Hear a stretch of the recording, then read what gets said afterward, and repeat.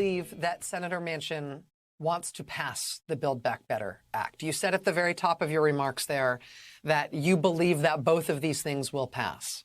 If he doesn't want Build Back Better to pass, it won't pass. Do you believe that he wants a bill and it's just a matter of finding what it is exactly that he can say yes to?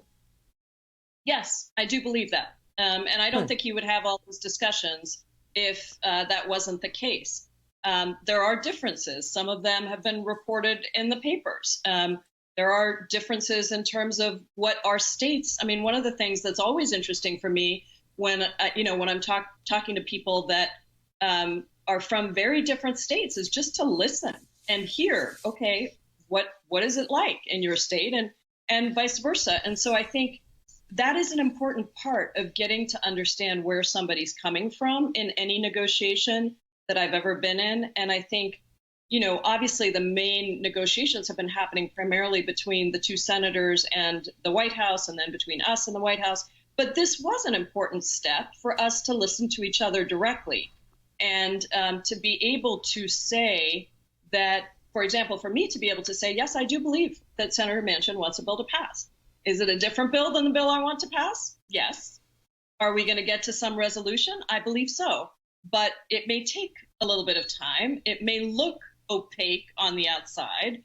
And it may be frustrating because, I don't think anybody's going to get everything they want. And I think that is true. That is the reality.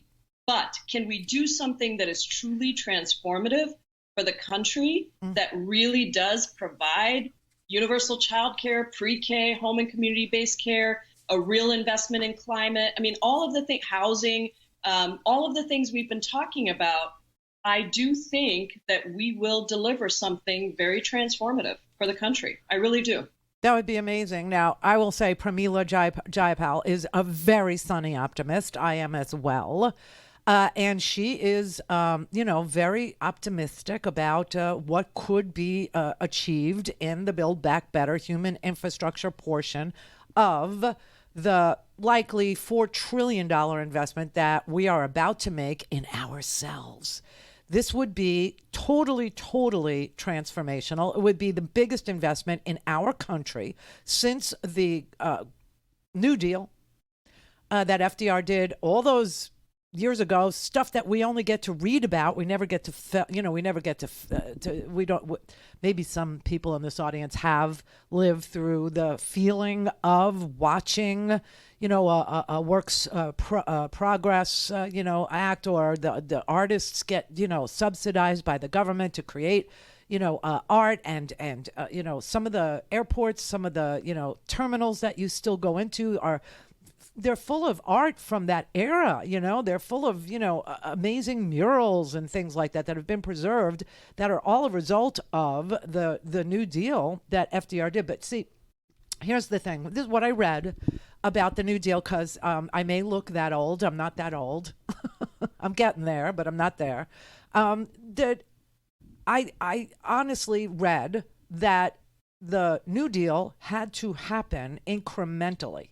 Okay, it wasn't going to happen in one big bad bill. Like, this has to happen in two big bad bills, right? This has to happen in the bipartisan infrastructure package, the BIF, which, by the way, I found out is what Kirsten Sinema, this is what she's peeved about, apparently. I have no idea, because she doesn't talk to her constituents. She doesn't show up in Arizona. She certainly does not dance with those that brung her. The people that got her elected don't even speak to her anymore. She ran off to Europe to go fundraise over there. I mean, it's just really crazy. I mean, she's erratic, and it's crazy that this is a first-term senator who has an opportunity to deliver for the entire country a transformative Build Back Better plan with a bipartisan infrastructure package that would literally make the largest investment in this here country, in our people, in, 70 years or some crazy number like that. And she is AWOL. But I heard that her thing is, that she helped craft the bipartisan infrastructure package. You remember Capito from West Virginia was the first one that was tasked with, negotiating for the Democrats with the Republicans on the bipartisan infrastructure package. And she failed so miserably that Biden took her off. He took her off and said, that's it. I'll find somebody else. So that didn't work out at all. And it looks like Kyrsten Sinema was the replacement for Capito, the other senator from West Virginia. And Sinema is very, very proud of her bipartisan infrastructure package, and she seems to be upset that it can't get its own vote.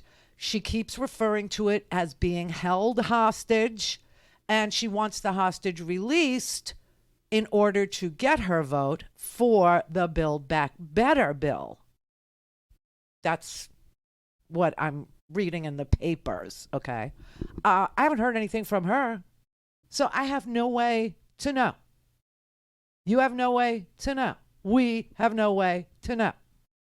But that's what, supposedly she said on a phone call with the president. By the way, Biden is meeting today with the progressive Democrats and the moderate Democrats to discuss Build Back Better, to figure out just exactly what it is that's got Joe Manchin all freaked out about an entitlement society. Is it having teeth in your mouth? Is it having glasses? Is it having childcare that's only going to cost 7% of your total income? Is it the child tax credit? Is it, no, you know what it is. We all know what it is. He doesn't want to do anything about carbon. He doesn't want to do anything on, taxing coal or taxing natural gas or any polluting source of energy. He doesn't want to do that. He's against it. You know that. He's not for it. And he wants that taken out. But he's also saying something really bizarre. He's saying, okay, here's my price tag. I'm at 1.5. You're at 3.5. I'm at 1.5. And I'm against my entire party with this position, but I don't care what you cut. What? Yeah. I don't care what you cut. You can cut any which way you want. Just get it in at 1.5. So that tells you he couldn't give a rat's ass about people. Why? See, because somebody who cared about people or his constituency, let's say, even if he cared about just his state, even if he just cared about West Virginians and no one else, he would say, these are the needs that my state has. My state needs education money. My state needs health care money. My state needs wage increases. My state needs, internet. It needs broadband. What will that cost? Let's talk about what that would cost. He's not doing that. He's saying, cut whatever you want. I'll give you 1.5 in my vote, which means he's arbitrary. He doesn't care. The only reason why he's putting up this kind of a sort of fight, about all is because he is guarding a carbon. He doesn't want the clean energy program that's in this bill. He wants it jettisoned. He wants it out. He wants it removed. And what is that? It's very simple. It's subsidies for utilities to encourage them to move to renewables to generate electricity, and penalties for utilities that don't. He's not for that.